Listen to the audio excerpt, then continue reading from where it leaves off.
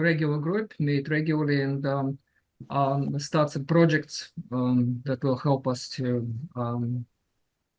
expand the use of this methodology. And of course, I want to thank Neuronic for amazing support. It's really advanced company in terms of what the product is doing for us, and we're very open to cooperation and support. I'm just very happy that to have this opportunity. So I want to pass. I want to introduce our speakers individually. I think because we already sent information that save time, but I think Maria will start, and she can introduce a little bit herself. But the email already has comprehensive information about her. Maria, it's to you. Yes. Thank you.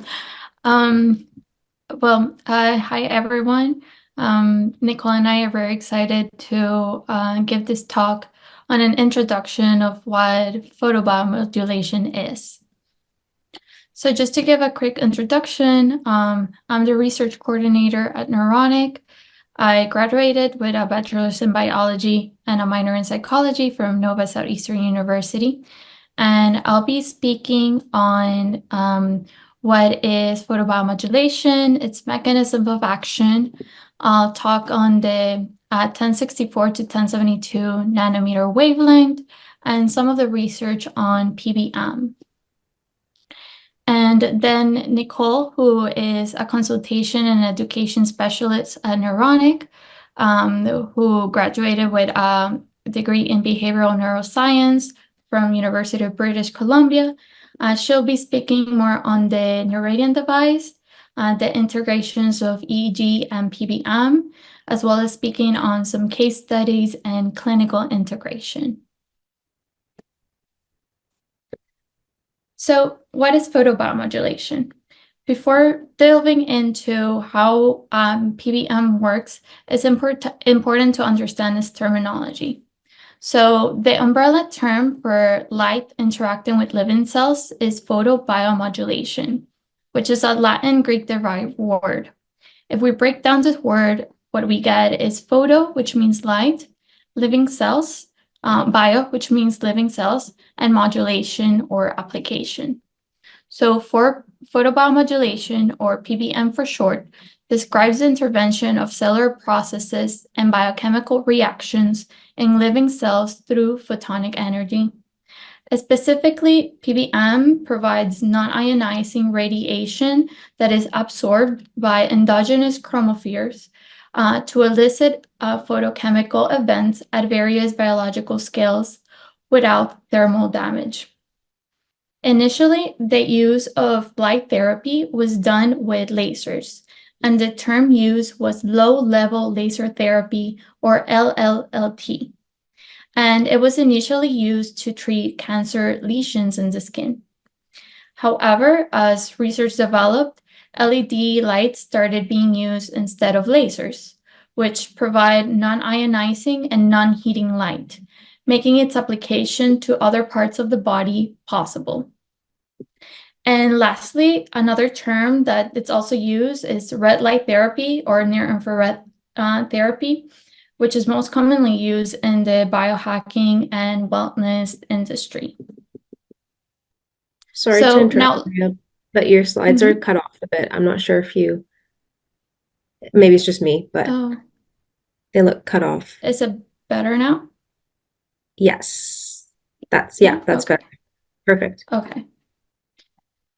So now looking from an evolutionary perspective, all living organisms, including humans, have evolved under sunlight. And sunlight is vital for maintaining our overall health and well-being by regulating our body's internal processes, such as our circadian rhythm, hormone production, and mood regulation. So as you can see in this image, sunlight contains the full spectrum of wavelengths reaching the Earth, from ultraviolet to visible light to the infrared light. And the sun emits... Sorry, Maria, can you adjust your screen again? That's better. Thank you. Perfect. Okay. Can you guys see? Yeah, it kind of shifts around sometimes and it'll just like flick back to, but it's good now, it looks like. It's good now? Okay. Yeah. I don't know why. Sorry. Okay. So going back to sunlight. So the sun emits these different wavelengths at varied proportions at different times throughout the day. In the daytime, we're exposed mainly to blue and UV light. And UV light is crucial for stimulating, for example, vitamin D production, which is needed for bone health and immune function. But then at sunrise and at sunset, we're predominantly exposed to red and near-infrared light. And in fact, infrared light makes up approximately 54% of all sunlight. And this is the range that we'll be focusing on for this presentation. And why this is important? Because within a very short time of human evolution, we have adopted an indoor lifestyle with artificial light, which does not provide the full spectrum of wavelengths that the sun does. And we're only beginning to realize and understand the importance of our light environment in health, especially its role in dementia and aging. And here is where we will be focusing on near-infrared light and its application through PBM.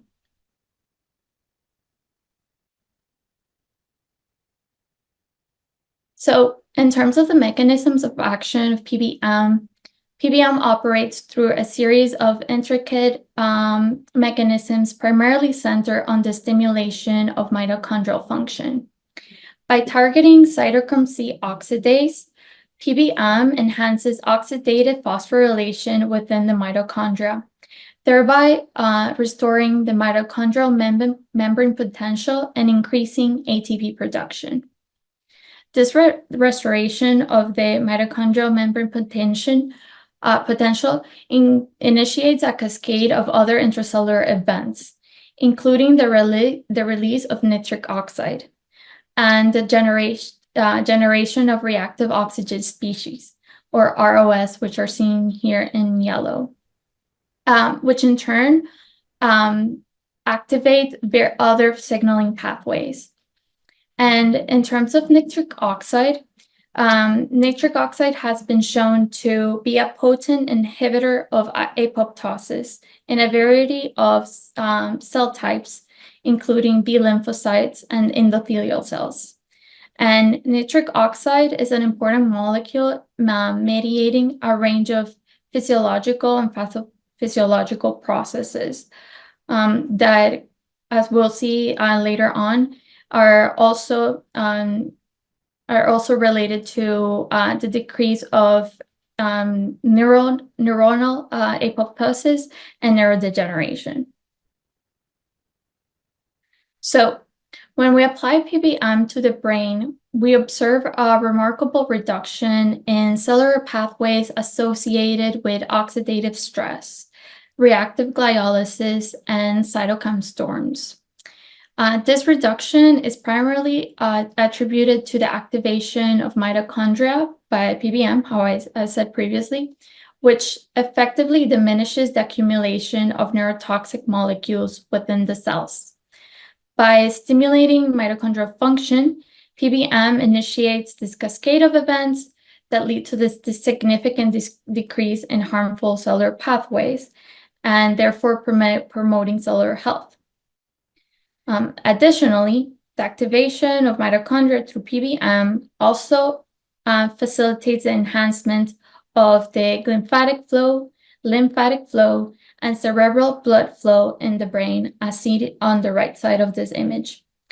These physiological processes play a crucial role in the clearance of neurotoxic molecules and waste products from the brain tissue.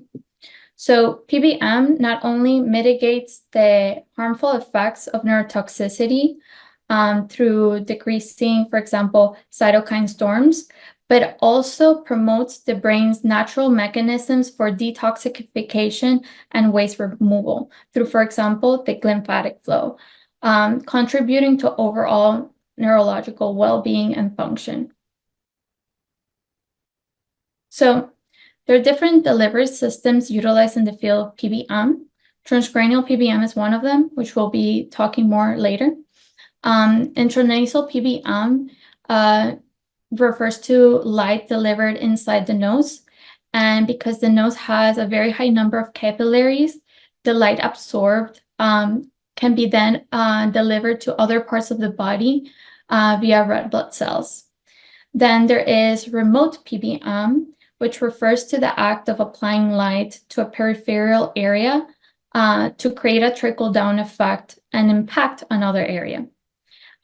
This is an emerging field of research where studies have shown that PBM stimulation in the gut microbiome can also offer improvements in brain health. And lastly, whole body photobiomodulation refers to those devices that mimic tanning beds, and these provide like a maximum exposure of skin and the mitochondria. And these devices tend to be like the most expensive out of in the market. So when we use the term transcranial PBM is when we are referring to the application of red light or near-infrared light directly in the head with the intention of stimulating the mitochondria in our neurons and other brain cells. And this mechanism relies on the ability of very specific wavelengths of light to penetrate the scalp and the skull and ultimately reaching the brain tissue. So when we speak about tPBM, it's very important to talk about the light penetration capabilities of different wavelengths. So starting with red light, which ranges from 630 to 670 nanometers. This range is particularly close to the peak absorption of photoreceptors like cytochrome C oxidase in the mitochondria. And then moving on to near-infrared light, especially between 800 and 1070 nanometers, is known in the PBM field for its deeper tissue penetration capabilities.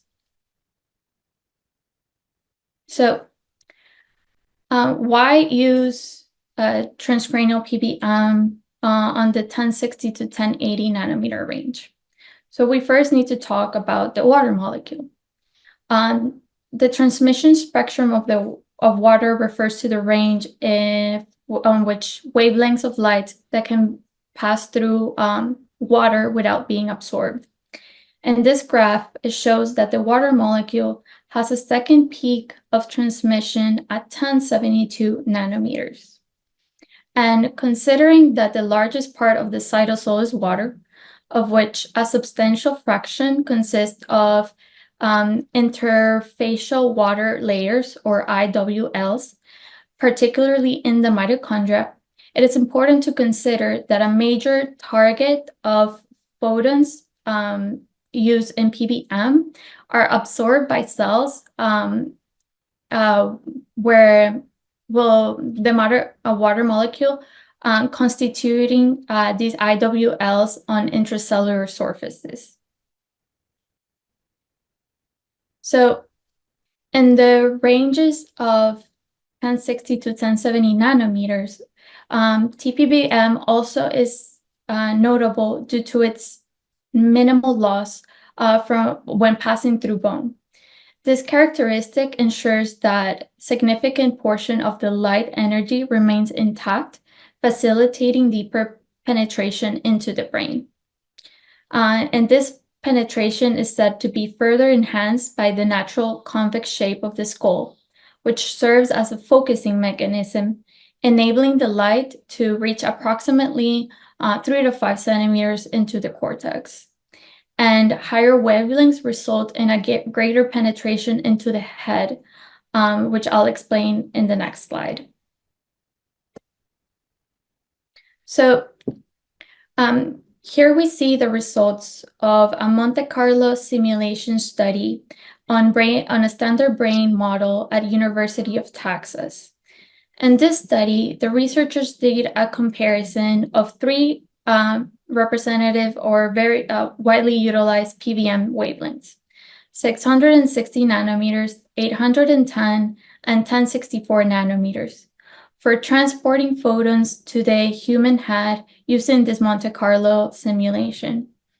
And the study showed that 1064 nanometer is the optimal wavelength due to its reduced light scattering, given that it's a longer wavelength and thus has a better penetration capability for the human head.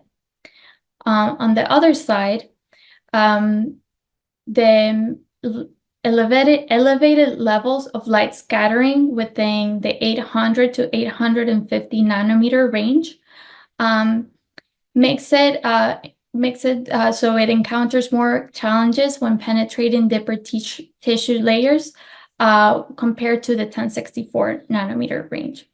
So in order to achieve this optimal PBM penetration into the brain, there's this trade-off between what we know as the peak absorption of light by cytochrome C oxidase and the depth of light penetration that is allowed by different wavelengths. And how this model shows, 1064 is the one that can penetrate it the most. So in terms of the mechanisms of action of transcranial PBM, it involves multiple cellular processes. And here's a list that summarizes these proposed mechanisms of action. And I'll be going in detail more on those that I hadn't mentioned in the previous slides. So in terms of anti-inflammatory effects, neuroinflammation is very important when discussing PBM. Neuroinflammation occurs in the central nervous system, and it's implicated in various neurodegenerative conditions. Cells within the central nervous system, notably microglia, respond to harmful stimuli by releasing these inflammatory substances such as cytokines. And persistent inflammation can lead to tissue damage, cell death, and the progression of neurodegeneration. PBM has shown promise in modulating inflammatory pathways, leading to a reduction in inflammation cytokines and its mediators. For example, in a study by Martins and colleagues published in 2016, where they used 950 nanometer laser therapy, and it was administered to an animal model of inflammatory pain, it resulted in reduced pain levels and improved in antioxidant enzyme activity, alongside elevated levels of the anti-inflammatory cytokine IL-10. And another study conducted by O'Brien and Austin in 2019 provided an initial evidence suggesting that PBM could offer neuroprotection against neurodegeneration, as seen in a mouse model with Parkinson's disease. This effect was associated with a reduction in microglia-induced neuroinflammation. And lastly, another critical impact of PBM in terms of inflammation is in its ability to shift mitochondrial respiration from glycolysis to oxidative phosphorylation. Firstly, it mobilizes stem cells from the hypoxic sites, allowing them to migrate to the sites of injury, where they can facilitate repair. And secondly, alterations in the mitochondria can shift the phenotype of macrophages and microglial cells from pro-inflammatory M1 state to an anti-inflammatory and phagocytic M2 state. So in terms of neuroprotection neurogenesis, there's evidence that suggests that transcranial PBM can stimulate neurogenesis through increasing nitric oxide levels in the prefrontal cortex and the hippocampus, which is a region critical for memory and learning. In the brain, the upregulation of neurotropic factors, such as brain-derived neurotrophic factor, or BDNF, stimulates neurogenesis and fosters synaptic formation and neuroplasticity. For example, a study by Meng and colleagues used hippocampal culture that had been exposed to amyloid beta peptides in a cell culture and subsequently in a mice model. And when exposed to light therapy, they found that the light intervention was able to reduce amyloid beta induced neuron loss and the dendritic atrophy through increasing this BDNF production. And in terms of increase in blood flow, PBM can influence vasodilation, leading to improved blood flow in the treated area. And this can ensure better oxygen and nutrient delivery to the brain cells. And lastly, the reduction of apoptosis, how I mentioned earlier, is directly connected to the reducing of cellular stress through increasing mitochondrial activity and ATP production, and most importantly, increasing nitric oxide levels in the cell.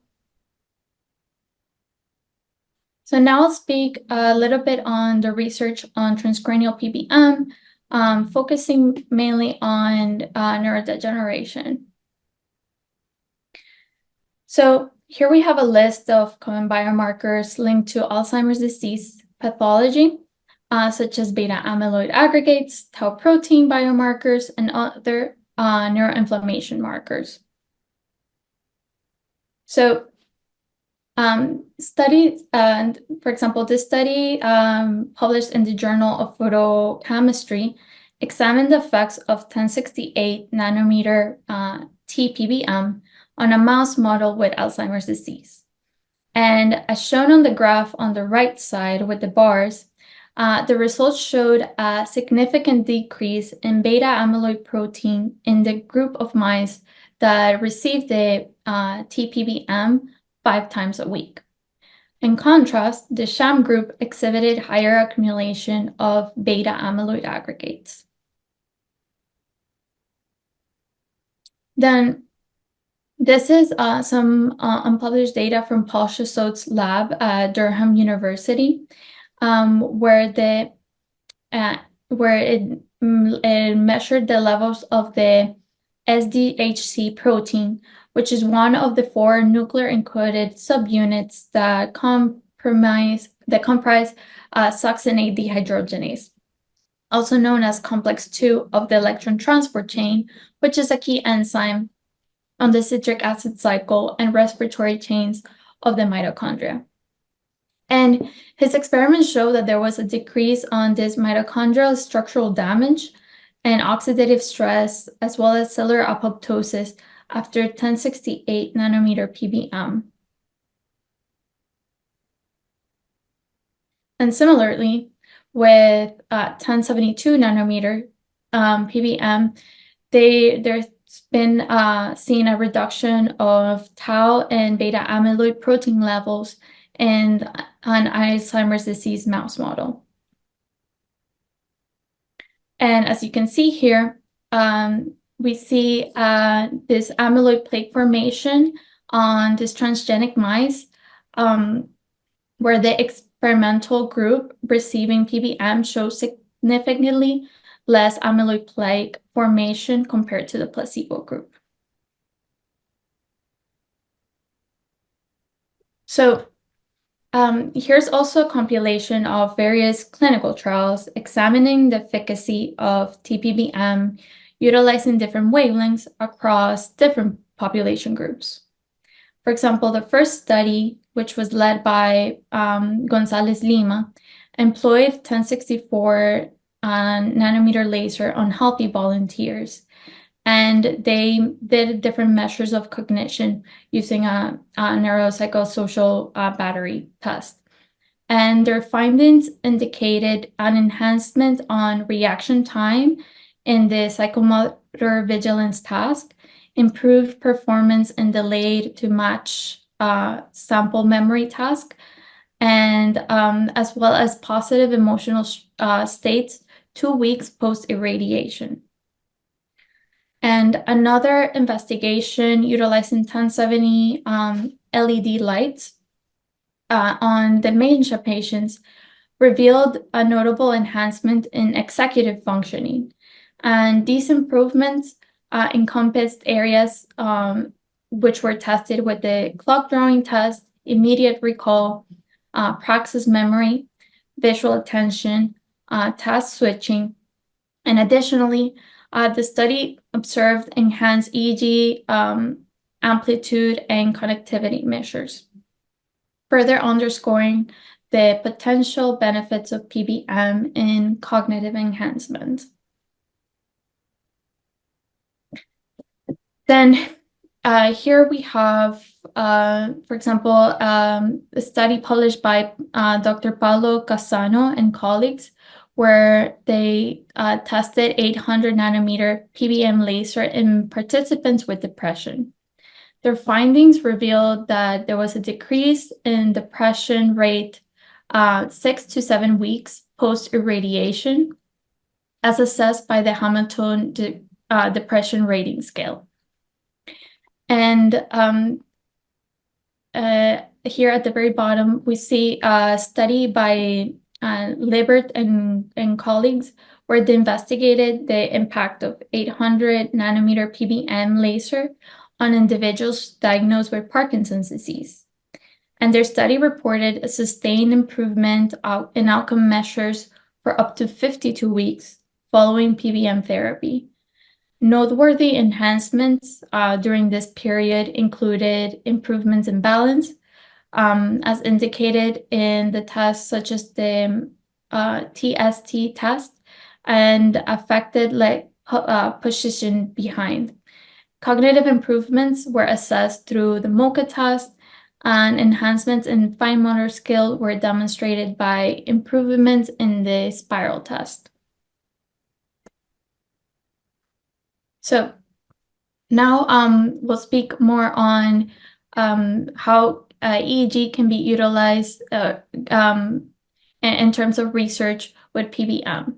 So EEG is the only neuroimaging technology that provides both a high spatial and temporal resolution of whole brain networks, and making it a powerful tool to further understand how transcranial PBM works.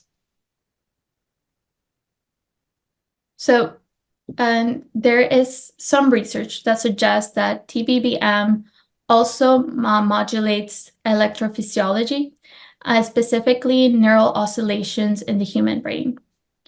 Wang and colleagues conducted a study which was published in 2019, where they hypothesized that applying 1064 nanometer PBM on the right prefrontal cortex would enhance neurophysiological rhythms at a specific frequency bands in the human brain under resting conditions. To test this hypothesis, they recorded 64-channel EEG before, during, and after application of the PBM.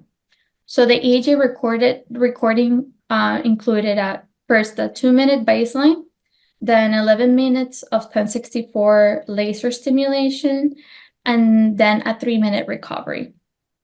And each participant received both an active and sham stimulation on the same day, unaware of that there was a sham group. So here we see the spatial topographies of group level mean differences of EEG power density at the alpha range. The figure shows that there was significant differences in EEG power density between the active and sham treatments. The results reveal that in the alpha band, the EEG oscillations power increased progressively after the laser stimulation. which was initiated relative to the sham condition. And this increase in the alpha power was seen predominantly from the minutes 8 to 11 with a front to back pattern. And then focusing on the beta frequency band, the results show that a similar trend of rhythm power increases from the beta blend, also exhibiting this front to back pattern during the later period of the PBM intervention, so from 8 to 11 minutes.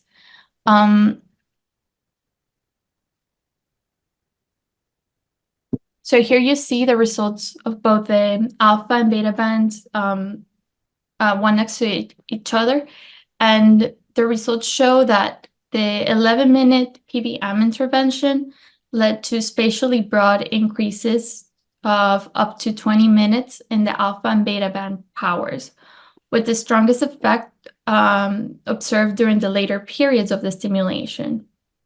And these increases were observed bilaterally and displayed on a front to back pattern on the scalp. This suggests that there's a potential mechanistic link between what we see as tPBM-induced improvements in cognition and the modulation of alpha and beta oscillations, for example. So following the results from this study, the same group of researchers did a follow-up study, which was published in Nature in 2021. And here, they wanted to test whether the EEG pattern differences that they saw were the direct effect of PBM or if it was an effect by heat. So the hypothesis driving the research was that the changes in EEG induced by PBM and the changes in EEG induced by heat would be significantly different from each other. So in this study, 2 groups of healthy individuals participated, and where one group underwent PBM intervention, while the other one experienced thermal stimulation, with temperatures ranging from 33 to 41 degrees Celsius. And it's important also to note that in both groups, all participants were subjected to the study twice. First with a sham or fake treatment, and then after with an active stimulation, either on heat stimulation or PBM. And during these sessions, their brain activities were recorded using a 64 EEG channel, as in the previous study. So you can see here that for the PBM group, they recruited 46 participants, and the active PBM condition consisted of continuous wave 1064 nanometer laser. And then the sham condition consisted of using the same laser device, but set to only 0.1 watts during the 8 minutes of a stimulation time, which was then negligible. And then for the thermal stimulation group with 11 participants, they had the true heating condition with temperature raising up to 41 degrees Celsius. And then for the sham condition, they only had the slight warming of 33 degrees Celsius. So looking at the results of the thermal stimulation group, they saw that it led to reductions in the frequency bands, especially on the front to back decrease in alpha power and a widespread decrease in beta power. There was no evidence of thermal stimulation causing any increase in EEG powers across all observed topographies. And then on the other hand, for the tPBM group, the results indicated significant enhancement on alpha and beta power frequencies towards the end of the PBM session. The alpha power showed again a front to back pattern, while the beta power increase was most notably and central.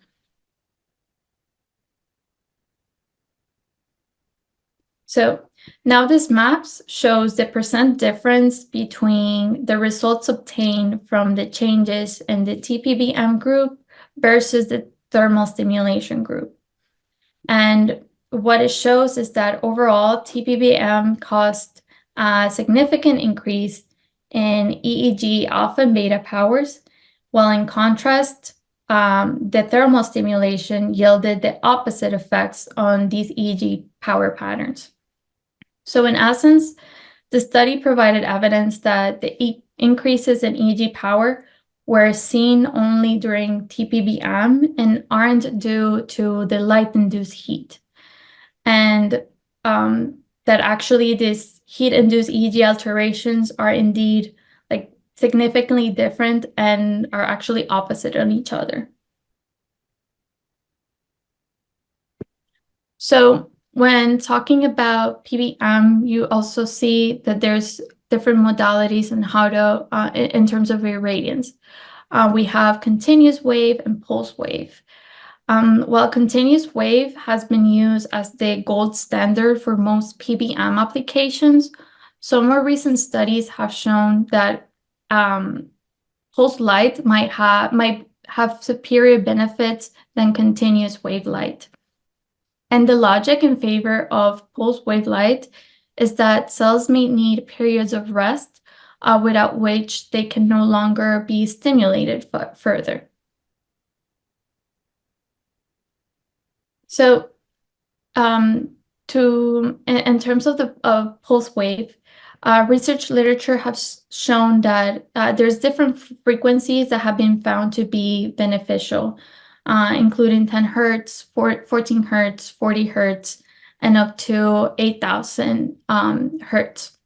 And these depend on the parameters used, such as the wavelength, the power output, and time. And some studies indicate that actually the combination of continuous wave and pulse wave could be even more beneficial than either modality by itself. So considering that the biology of PBM is known to be very complex, it is likely that there may be several optimal sets of pulse rates parameters, and that these may relate to the specific wavelength that you're utilizing or the properties of the targeted tissue. For example, like some studies have shown that Alzheimer's disease disrupts neuronal network oscillations, such as in the gamma frequency band, which is 30 to 80 hertz. And these are associated with like cognitive function, like memory, for example. And some studies which have been utilizing non-invasive methods for entraining gamma frequency oscillations through flickering light at 40 hertz have shown promising results in reducing amyloid accumulation and enhancing cognitive performance. And this phenomenon has been demonstrated in both animal models and in studies involving healthy subjects. So these findings suggest that there's a potential avenue for mitigating cognitive decline with a specific wavelength, in this case, 40 hertz. So based on the evidence that PBM has particular effects on EEG patterns, and the knowledge that not only continuous wave has beneficial effects, but also pulse light, Neuronic developed the Neuradian 1070 device that can be individually programmed with different pulse rates, intensity, and time for the 4 different quadrants. and many clinicians have integrated PBM and neurofeedback in their practice. So I'll let Nicole go more into details about the device and their clinical applications. Thanks, Maria. Okay, I'll try to share my screen. Hopefully it's a bit kinder to me. Um,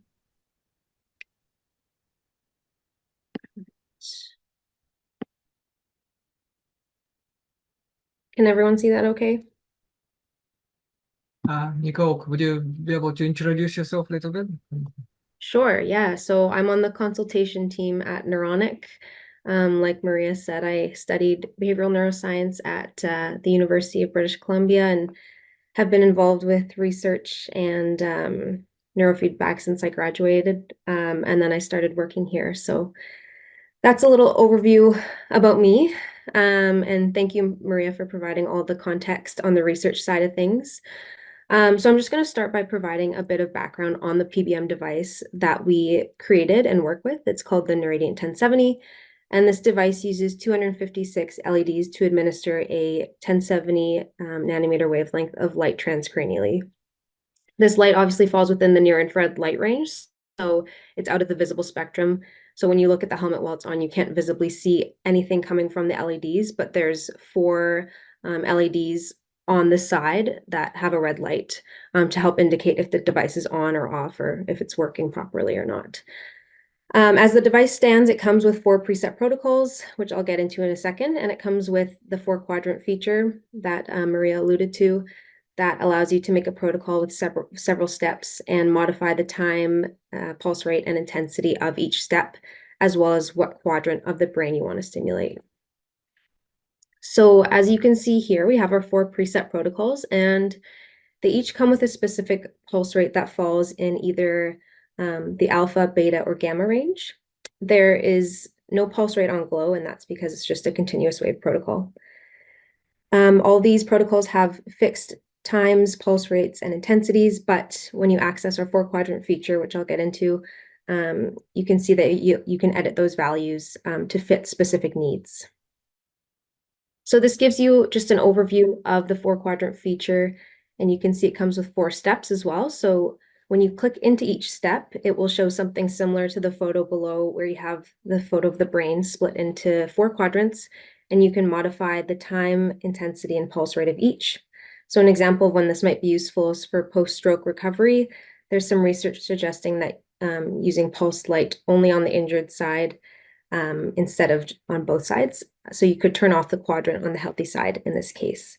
Another example is if you're looking at a QEEG and you see a deficit of a certain type of brainwave or pattern on only one side of the brain, you might want to only stimulate that one side and not the other side. So you can also modify the pulse rates on either side and every quadrant. So the options are kind of endless with that. And as I've alluded to, and Maria's alluded to as well, our device is bimodal. So there's the light therapy side of things, just delivering the 1070 nanometer light. And then there's the entrainment side, where you're pulsing the light at a specific frequency. So let's just define our terms before we move on. When I talk about entrainment, I'm talking about an external stimulation at a certain frequency, leading to the brain's electrocortical activity oscillating at the same frequency. So I know we talked in the beginning about binaural beats, or there's also TMS that are examples of entrainment, and all of these methods are trying to modulate brainwave activity. And there's a good number of studies out there, some that Maria's already touched on, that shows how pulsing light specifically at a certain frequency can modify those neural oscillations. So this information kind of sets the scene on how we're able to create a protocol based off of excessive or deficient activity of certain brainwaves. Now, there's 2 ways we can really look at protocol development. The first way is based off of symptoms, using research and just what we know about certain conditions. For example, like Maria has mentioned, there's a good body of research supporting 40 Hertz, preventing the buildup of amyloid and tau plaques and proteins, which we know are a biomarker for Alzheimer's disease.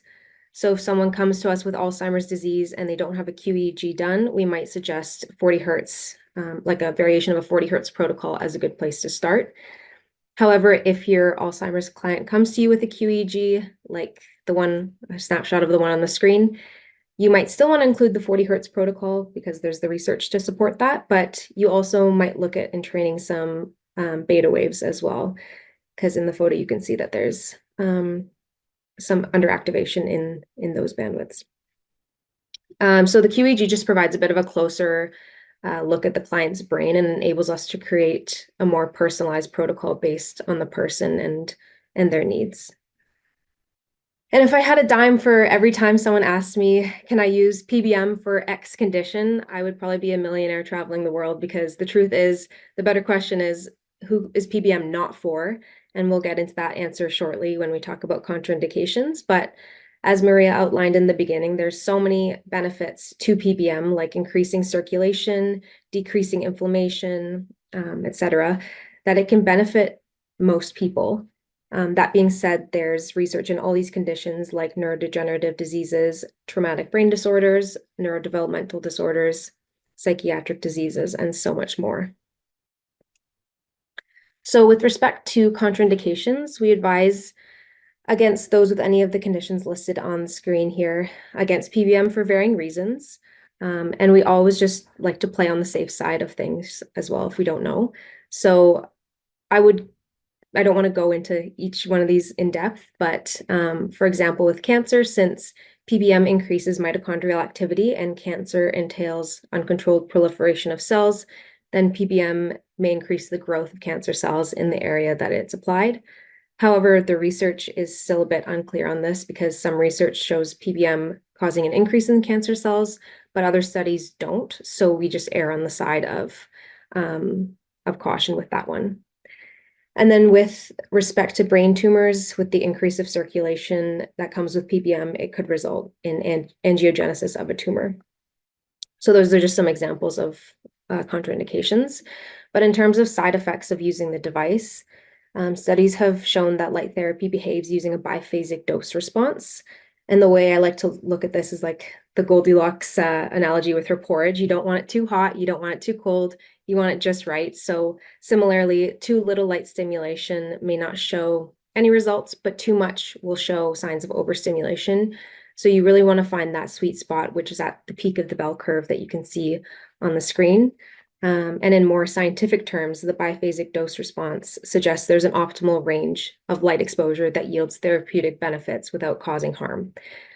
So research suggests that the biphasic dose response is tied to the levels of reactive oxygen species production in cortical neurons, but I would suggest reading into that more in depth yourself. Mike Hamblin has some great papers on that to dive into that further.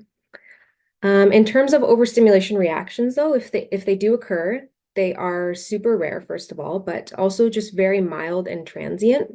But those symptoms would be that we've noticed are anxiousness, congestion, headache, dizziness, irritability, and fatigue. But again, super rare, and if they do happen, they're very mild and don't last long at all. All right, so now we're just going to take a look at some case studies. And the first one is regarding a young boy with autism who used the Neuradiant 1070 and neurofeedback and saw some crazy results. And I will say this was the client of one of our consultants, Roger Lee, out of China, and he presented on this as well. So I won't be able to answer too many questions in depth on this particular case, but and in the interest of time, I just condensed it a bit, but I can definitely give you a bit of an overview. So CCK was a 5-year-old boy who has autism, and his main symptoms included limited verbal ability, little understanding of daily conversations, low verbal and cognitive performance. He would often mix up the names of his teachers and often pause before speaking. So Roger Lee started CCK on SW Loretta neurofeedback. And after a few sessions of neurofeedback, he had some great improvements. There was improvements in his social abilities and language, and he could name his teachers correctly with only 2 or 3 seconds of delay. And then Roger decided to try incorporating the Neuradiant 1070 with CCK by him using it before his neurofeedback sessions. And then this was based off of findings that autism was associated with mitochondrial dysfunction, and tPBM obviously can help with that.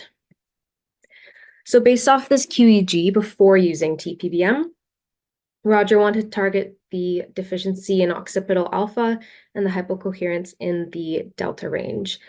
And he started with a very low comparatively dosage of PBM, just doing 1 minute of 10 hertz and 25% intensity, and then planned on slowly increasing up to 14 minutes of stimulation at 75%. But he started seeing some great results and arguably optimal results at just 2 minutes with 25% intensity. And after just a few sessions of incorporating PBM into neurofeedback, CCK's parents reported positive feedback.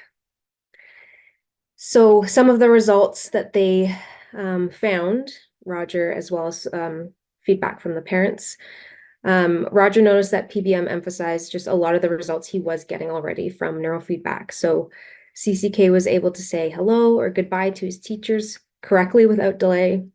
He could talk about his emotions and express what he wanted. And perhaps the most impressive result is what everyone's probably staring at right now because it's so crazy, but this dinosaur drawing. So on the left is what CCK drew while doing neurofeedback, but before PBM was added. And he would scribble this out and repeatedly say dinosaur, dinosaur. But after incorporating PBM into neurofeedback, you have the drawing on the right. And obviously very unbelievable. Like CCK's mom couldn't even believe it. And she called his teacher at school to verify it was his drawing, and the teacher confirmed it was his drawing, and she didn't help him with the drawing either. All she did was give verbal cues to help guide the drawing, which also shows his ability to understand verbal content had improved, as well as, of course, his drawing abilities. In terms of QEG data changes, you can see on the left, it's the pre-PBM stimulation from February 2023, and then on the right is post-PBM stimulation from May.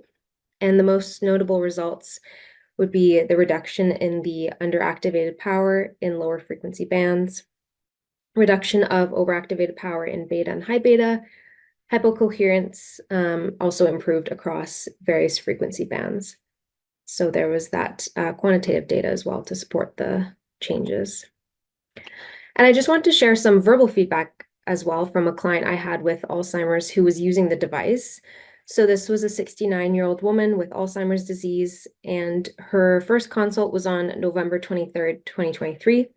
She came initially without a QEG, so I gave her a protocol based off of symptoms. So step 1 was 6 minutes at 100% intensity, so just a continuous wave step.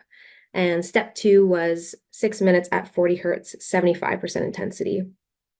On December 21st, so about 4 weeks later, I got this message from her husband saying, "I'm pleased to say that my wife is in good shape. She's much brighter in the evenings now, whereas before she was completely wiped out by 4 p.m. She has been cooking for the first time in several years, and her memory is noticeably better. So far, so good." So that's obviously a great improvement for 4 weeks of use. And then I met with them as well on December 27th, shortly after Christmas. And her husband remarked that MP was a lot brighter and more conversational. Her handwriting improved. She doesn't have any more hallucinations in the afternoon or evening like she did previously. And for people that don't see her on a daily basis, like her daughter-in-law and friend, they remarked at Christmas that she's getting so much better and just acting like her normal self again, and just to keep going with using the device because they're seeing a lot of improvements. So I just want to share that because it's one thing to see improvements on a cue, but obviously hearing the stories of improvements in people's lives is just a lot more personal and impactful. I also just wanted to briefly touch on the clinical integration of PBM, since a lot of us are clinicians or providers of some domains. So I would imagine is of interest to you. So on the screen, you'll see a long list of the types of providers that we work with, anything from neurofeedback providers to psychologists to functional med professionals, excuse me. There's just a wide range of people that incorporate PBM and our device into their practice. I would say the highest demographic is neurofeedback providers, and we hear from a lot of neurofeedback providers that they use it as a primer on a client's brain before employing the neurofeedback or other modalities. So I kind of mentioned this to a few of us at the beginning, but it can be incorporated into other modalities like neurofeedback, or it can just be used as a standalone therapy as well. And often clients of these providers love the results that they're getting with the device in clinic. So they ask to buy one to take home. So many of our partners become affiliates to provide their clients with a discount to use the device at home. And some providers also choose to rent out the device to their clients as well. That's up to your own discretion based on the clinic that you're in or the practice that you have. And for new providers, we want to ensure that we're not just giving you the device and being like, see ya, fend for yourself. So we offer free consultation when you get the device to help with guidance on integration and protocol creation and just pointers there. And then if you decide you need further assistance, we have a masterclass that comes with 2 hours of supervision afterwards to help get a more hands-on approach with case studies or on other questions you might have. So that's all for us. I think we'll probably answer some questions if you have them, but I just wanted to show this slide for more information. If you'd like to learn more, you can definitely visit our website, which is up there. If you have any questions and want to speak to a representative, we have a chat box on our website, as well as you can call the number on the screen or reach us via email as well. And if you're interested in getting involved with research at some capacity, you can contact the research email on the screen as well. Thank you all for listening. Great. Thank you, Nicole. Thank you, Maria. It's an amazing presentation. You guys did amazing work. Thank you so much. I'm sure others appreciate it as well. So that's a great start for our group. Anyone has questions?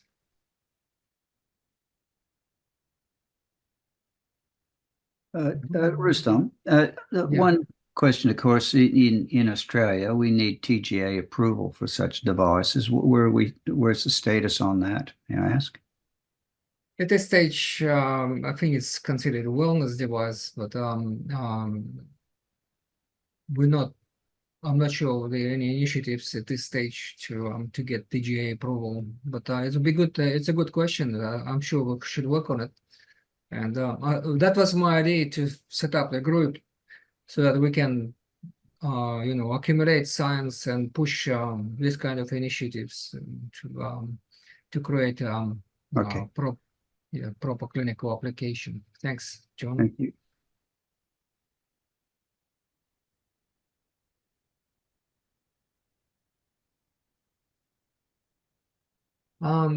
Looks like the presentation was so comprehensive, people need time to absorb it. And Or everyone's just so confused, they don't know where to start. Yeah, that was quite amazing about the biphasic approach, the response. I saw the article that researchers was surprised to see that optic nerve stimulation responds better to 600. They were expecting it to be the other way around with the 800 and above.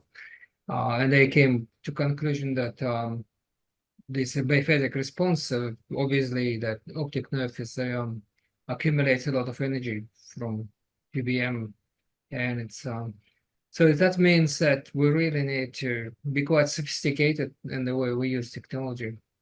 I have a further question. Yeah. The research seems to show that the beds are more effective than the helmets. Now, what do we know about that? Yeah, so the beds are, because of course they have maximum exposure to the entire body and the mitochondria. They have shown like significant improvements on like in cognition and also reduction of inflammation. But depending on what is the target of the application of PBM. For example, if you're looking for a more targeted application on improvement in cognition, right? Then transcranial PBM has shown just very equitable, like equal results than using the whole body PBM.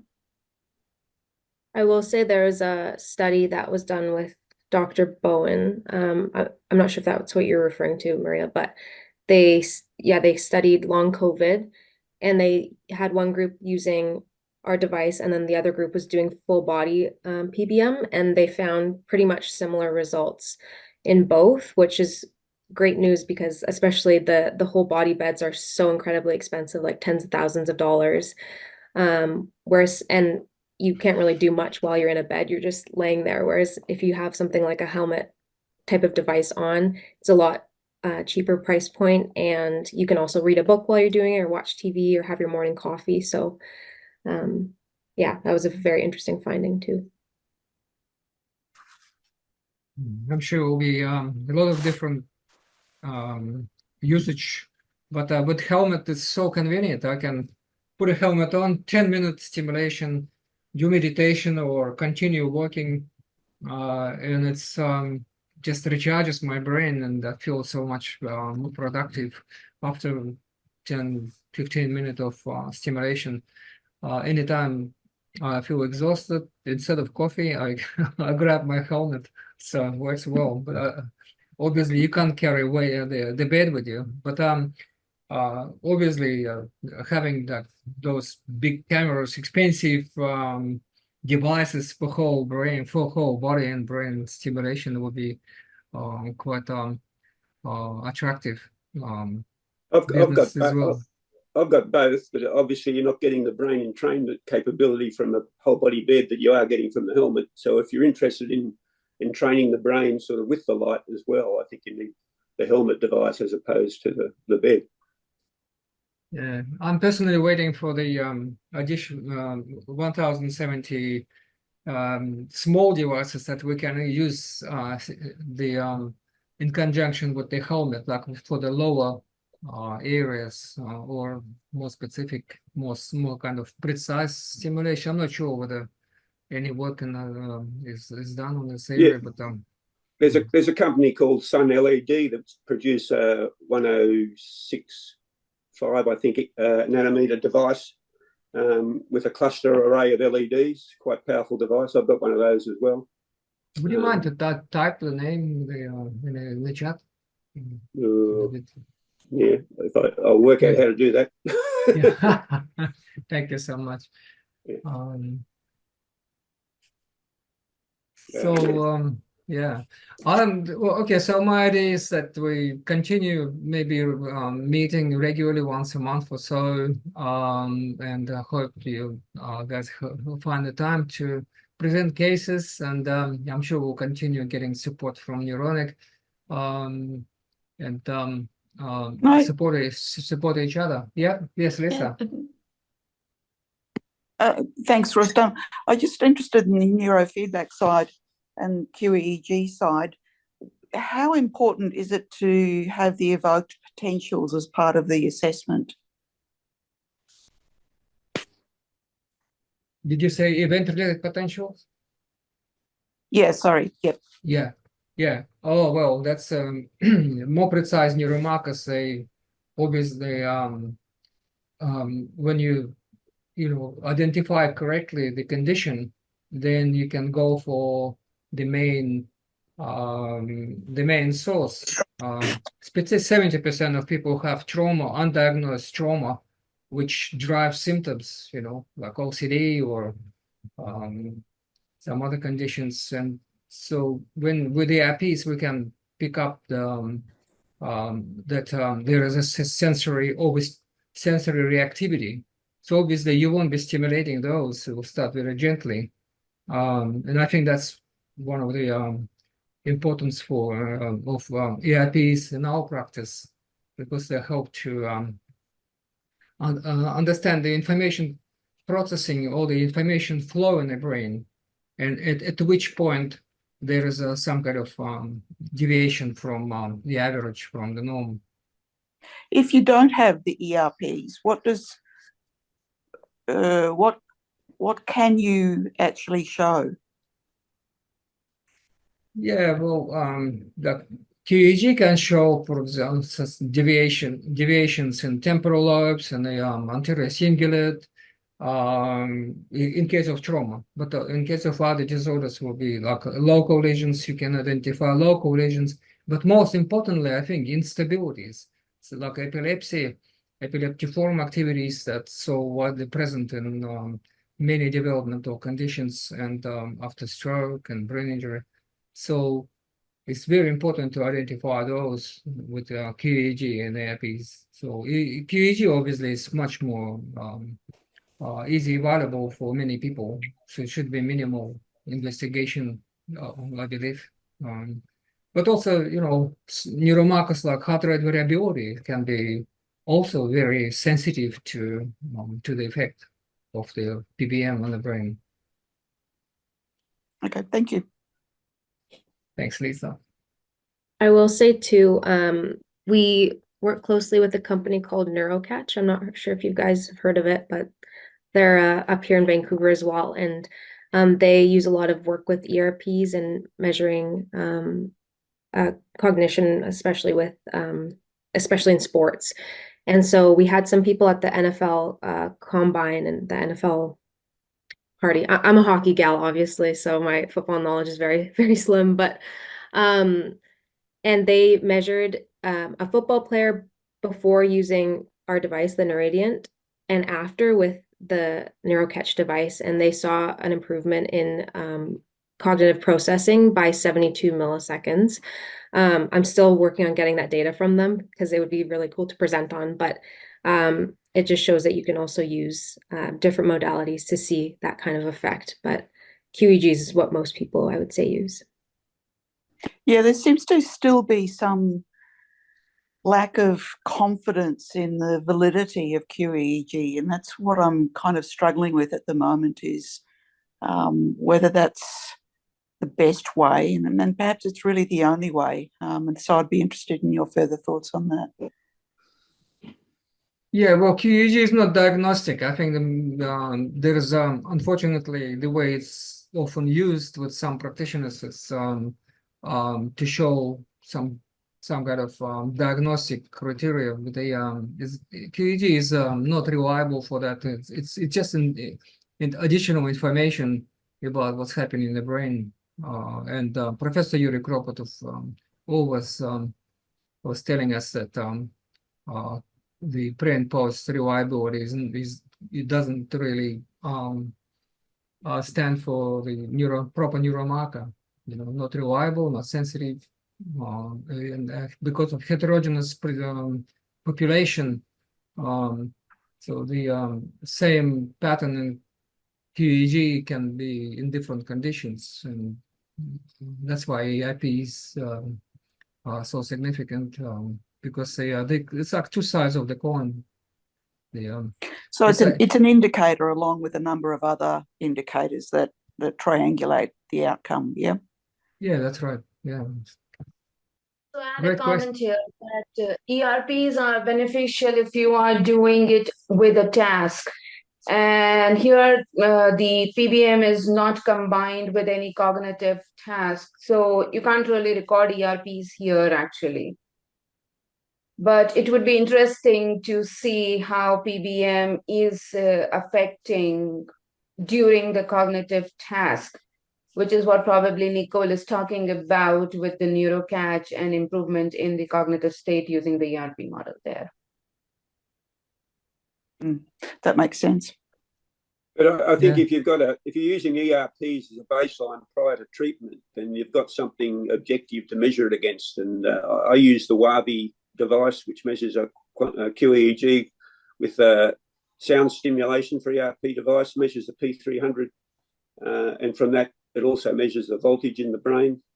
I use it on myself, and one of the readings you get from that is called a Boone brain age from the device, which gives you an estimate like a biological age based on your response time, the P300 plus the microvolts reading the power.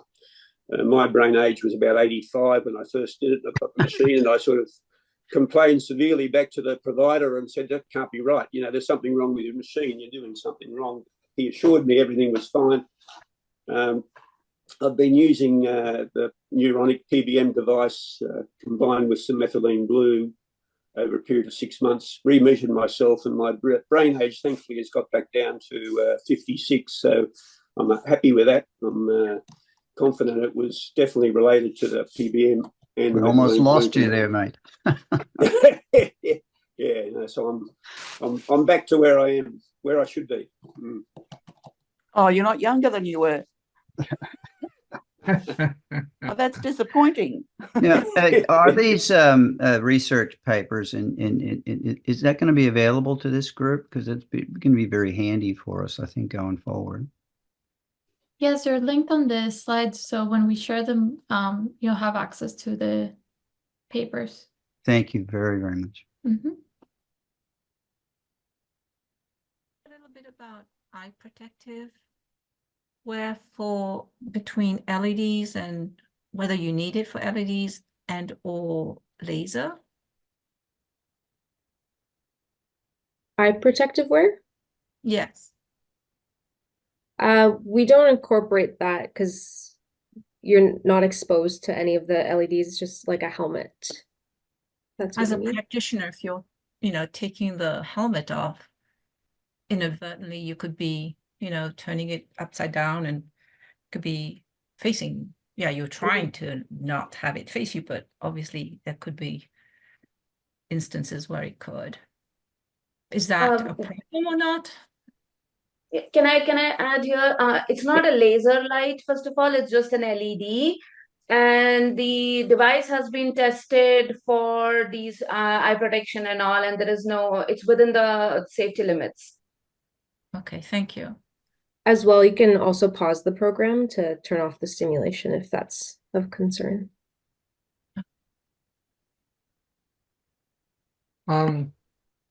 Just a question to Neuronic team. I'm just wondering what's in the pipeline with the further development.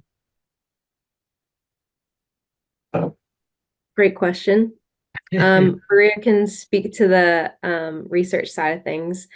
Unfortunately, I can't say too much in detail, just because I'd probably get in trouble. But we do have a lot of developments coming soon, and our product development team is very busy. So we're always looking to improve and always looking for feedback from practitioners as well. So we've tried to integrate that into our further development plans. But I know we're hopefully going to have some research coming out soon, which Maria can speak about in order to guide those plans as well. Right. Yeah, so in terms of research, we're right now doing a study on individuals with Alzheimer's and to test different protocols, because exactly how I mentioned in the presentation, that the results, and there's no consensus on what a specific pulse rate or a specific PBM protocol is best for clinical population. So we're testing different PBM protocols to see which one is the most effective with this specific population of Alzheimer's dementia patients. And in terms of product development, we've been working with Santa Clara University, which is doing with the bioengineering department, and they are doing a study to see if an EEG and PBM closed loop stimulation system can be created to better refine the device and the PBM like application on the brain. Something exciting to look forward to. Thanks, Maria. Hello. Hi, can you hear me? Yes, we can hear you. Right, sorry, I'm Adeline. I'm one of the practitioners, so to say, and have some experience with using the NeuroDent. What I found was, in fact, maybe the lack of placement, the accurate placement of the helmet. For instance, we got one from my brother-in-law without having seen it firsthand. But when I went to see them, visit them recently, now he has a frontal lobe lesion that has caused his Alzheimer's. Now, without the proper, full on instructions, he was just placing the helmet just to fit nicely. And in fact, when I look at that, he was missing almost half the anterior part of the brain. So because the age of the helmet doesn't have the LEDs, the LEDs only start at 5 centimeters above the rim. So in fact, he was treating up to there.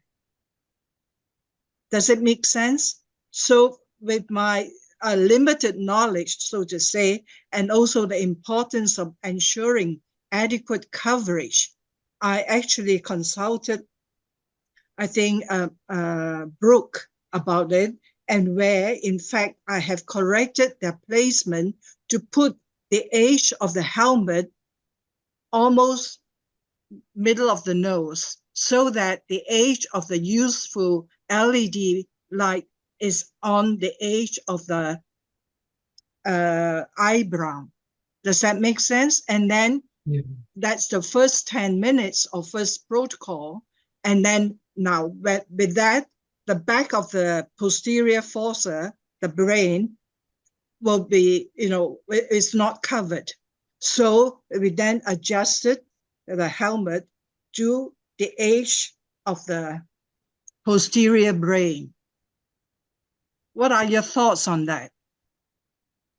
Yeah, so those were some limitations on the first form of the device, and we've been working for our next device to have more coverage in both the front and the back to avoid this issue. Interesting. But my question is, to include adequate coverage of the whole brain. Yeah. I actually came across with the experiments on that even stimulation not directly at the anatomical location still affects the other parts of the brain. So I'm not sure whether it's adequate or not, but that's what I came across the article that looks into these aspects. I think I was quite concerned. He was having that, just putting it on for almost 6 months. Someone, David Fence marketer said that the abscopal effect will help the whole brain. Not sure what he means. Abscopal effect will help the whole brain. Yeah, so abscopal effect has to do with when you use both radiation. This was studied at first in cancer. When you have a distal part of the body and you irradiate that, there are ATP packets that travel. We found this 7 or 8 years ago. ATP packets that travel in the blood. They get uprooted, travel, and land and fix themselves somewhere else. That accounts for why distal irradiation and distal LED would be effective for other parts of the body and brain.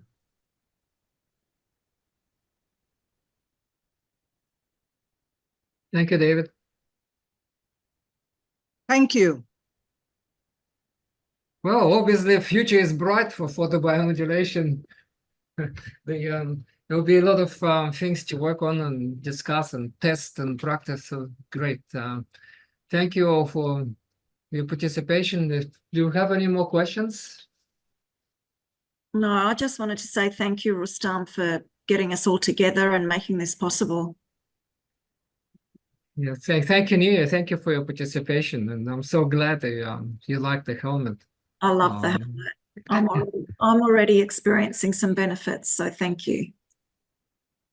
Yeah. Yeah, you're welcome. And fantastic. So hopefully our group will grow, and we'll look into the how we can purchase helmets with more discount, and so and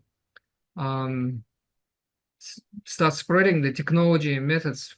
It looks like it's very promising and will make significant impact in healthcare and for our clients and ourselves. So we all live long and happy life. Thank you guys for attending, and specifically a big thanks. I'm so grateful to Neuronic team for making this possible and supporting us. I'm really looking forward to working together and collaboration and projects and etc. Well, if you don't have no more questions, well, I'm sure we'll communicate any further information by emails to the group. We also have a WhatsApp group. I will send notification later. And yes, thank you so much for your support. Thank you Thank very you, much. Rustam, for the invitation everyone. to present. Thanks, everyone. We'll see you again. Bye. Bye for now.